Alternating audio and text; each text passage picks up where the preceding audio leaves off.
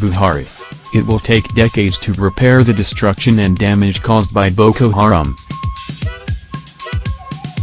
It will take decades to reverse the deaths, destruction and damage caused by Boko Haram in the last 10 years, President Muhammadu Buhari said on Saturday. The president said this while delivering a speech at the World Economic Forum on the Middle East and North Africa currently going on in Jordan. "We have been the hosts to some of the deadliest conflicts in recent history," Buhari said of the regions under focus. The deaths, damage and destruction caused by terrorist groups such as Al-Qaeda, ISIS and Boko Haram over the last 10 years will take decades to repair. He also spoke on efforts of his administration to handicap insurgents, stating, "By the special grace of God, today, most of these terrorist organizations have been significantly degraded. The world came together to achieve this. Now, we are faced with the task of rebuilding." Buhari identified lack of social and economic inclusion as the root cause of many challenges being experienced by the region.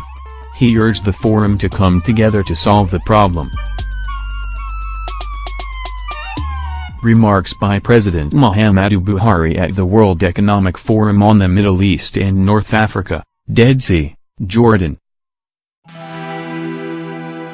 By His Excellency Muhammadu Buhari, President of the Federal Republic of Nigeria at the World Economic Forum on the Middle East and North Africa, Dead Sea, Jordan, 6th of April, 2019. Protocols. Permit me to start by thanking His Majesty, King Abdallah bin Hussein of Jordan, for the special invitation to speak to you briefly at this event. I also want to congratulate the World Economic Forum for organizing this forum with the theme of building new platforms of cooperation. In this digital age where physical borders no longer exist to protect even the most secured nations, the only way to overcome predatory and divisionary forces is for all well-meaning nations to work together for the greater good of mankind.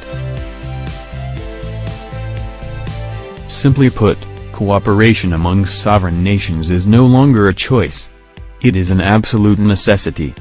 In the last 10 years, the world as we knew it has completely changed. We have seen and experienced significant shifts on many fronts. In technology, population and migration, trade and geopolitics, climate change, and many more. For some nations, these trends have had positive impacts. But of course, we have also seen the negative and destructive outcomes of these trends in other countries. It is my view that no region of the world has felt the full impact of these dramatic shifts and shocks like the Middle East and Africa North and Sub-Sahara. On one hand, our region is blessed with a very young, vibrant, enterprising and dynamic population. We also have valuable natural resources that are the envy of many nations. These assets and endowments contributed to our region experiencing some of the highest economic growth rates in the world. On the other hand, however, we have also been hosts to some of the deadliest conflicts in recent history. The deaths, damage and destruction caused by terrorist groups such as Al-Qaeda, ISIS and Boko Haram over the last 10 years will take decades to repair. By the special grace of God, today, most of these terrorist organizations have been significantly degraded. The world came together to achieve this. Now, we are faced with the task of rebuilding. It is at this point that we must ask ourselves how we, as a region, got to this point. The answer, at least in the case of Nigeria, is the lack of social and economic inclusion. As Nigeria celebrated being the largest economy in Africa and one of the fastest growing economies in the world, Nigerians were migrating in droves through harsh desert conditions and across treacherous seas to seek what they believe would be a better life in Europe. Ladies and gentlemen, I strongly believe that the lack of social and economic inclusion was the root cause of many challenges we are experiencing. Today, our population is 190 million people. By 2050, it is estimated that we hit 390 million, making us the third most populous country in the world. This means we must start working now to ensure this population is productively engaged. In the last 4 years, we focused on security while implementing inclusive policies. On the security front, we made significant gains in fighting Boko Haram.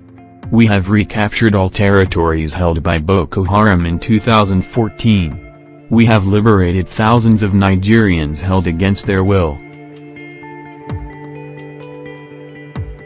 Today, I am pleased to say no territory in the Federal Republic of Nigeria is held or controlled by Boko Haram. We are extremely grateful to the many countries that have stood with Nigeria to confront this global scourge, and in particular, the Kingdom of Jordan under the leadership of His Majesty, the King. Furthermore, our economic diversification and social inclusion policies are also yielding positive results. Our country has now returned to the path of growth. We are making gains in the ease of doing business indices. A key driver for growth is the agricultural sector, where we aggressively pushed agricultural policies that empowered millions of our rural citizens. In the spirit of building new platforms of cooperation, we partnered with the Kingdom of Morocco to domesticate fertilizer production in Nigeria and revive over 2 million tons of abandoned fertilizer blending plant capacity. The outcome is we created tens of thousands of jobs in agriculture, logistics, manufacturing and retail sectors. We are able to achieve moderate growth. But it was inclusive. Nigeria is now at a new dawn and embarking on a new development trajectory. We are determined to industrialize Nigeria, leveraging our comparative advantage. We recognize the private sector as the engine of growth and a veritable partner in our economic agenda. The Middle East is a natural partner. Africa and the Middle East must therefore focus on policies that will deliver shared economic prosperity for all our citizens. On trade and investments, for example, we can do more. Africa represents only 5% of Jordan's trade with the world.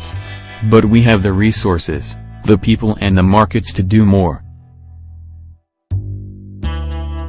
Opportunities exist in key job-creating sectors such as agriculture, health, tourism, ICT, infrastructure, as well as textile and garmenting, to mention a few. Our new, inclusive and diversified Nigeria is definitely open for business. Our population, resources, policies and programs make it the most attractive investment destination in Africa. As friends and allies, we must therefore cooperate and leverage on our relative strengths. We must remain open to building new platforms of cooperation. As we deliberate over the next 2 days, I would ask all leaders present to reflect on our collective experiences. We must identify how we can work together. Today, we are living in a new world. In this new world without borders, my personal view is stability and sustainability can only be achieved through inclusive economic growth and enhanced cooperation amongst nations. I thank you all for listening, and I wish you a very successful and productive summit.